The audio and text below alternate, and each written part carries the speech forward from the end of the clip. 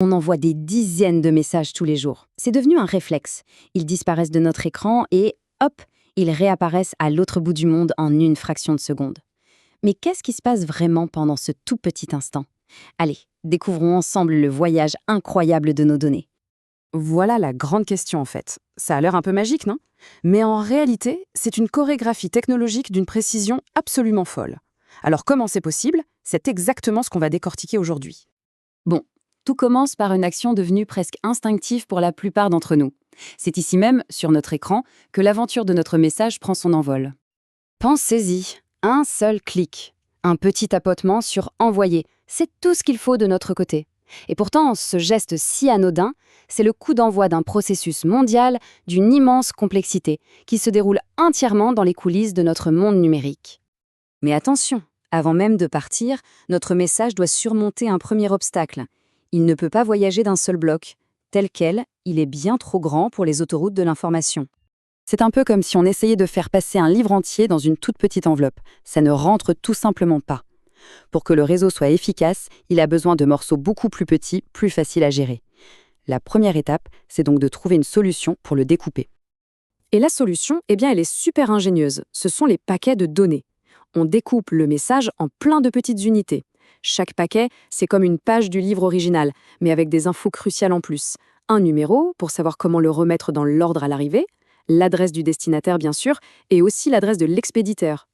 Le processus est donc super méthodique. On crée le message, un protocole le découpe en petits morceaux, il numérode chaque pièce, il colle une étiquette avec les adresses dessus, et hop, les paquets sont prêts à être lâchés, chacun de leur côté, dans l'immensité du réseau. Ok, maintenant que nos paquets sont prêts, leur grand voyage peut enfin commencer.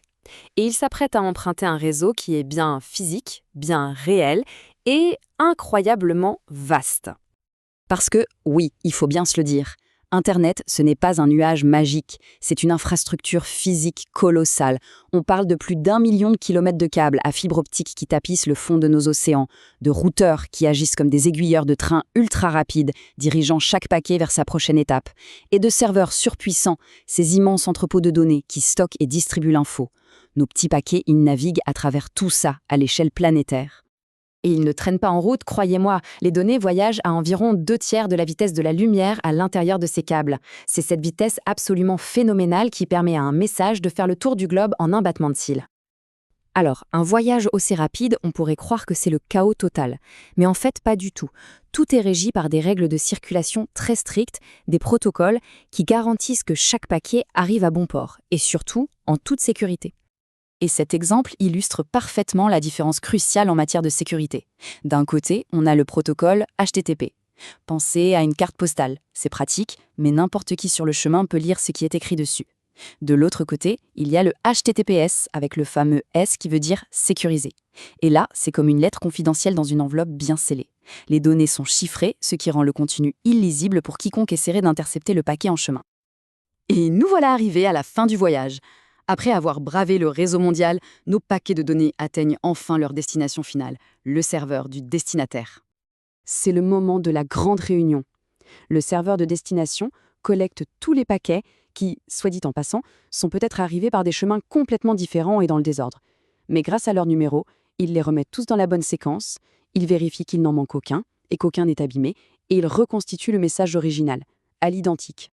Et pour boucler la boucle, une fois le message bien reconstitué, le serveur du destinataire envoie une petite confirmation à l'expéditeur. C'est le fameux « vu » ou les 2 petites coches qu'on connaît si bien sur nos applis.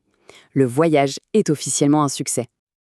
Alors, la prochaine fois qu'on enverra un sample emoji, on pourra se souvenir de l'incroyable épopée qu'il s'apprête à vivre. Est-ce que le fait de savoir tout ça, ça change un peu notre perception de ce geste si simple, si quotidien? C'est une question qui mérite qu'on y réfléchisse.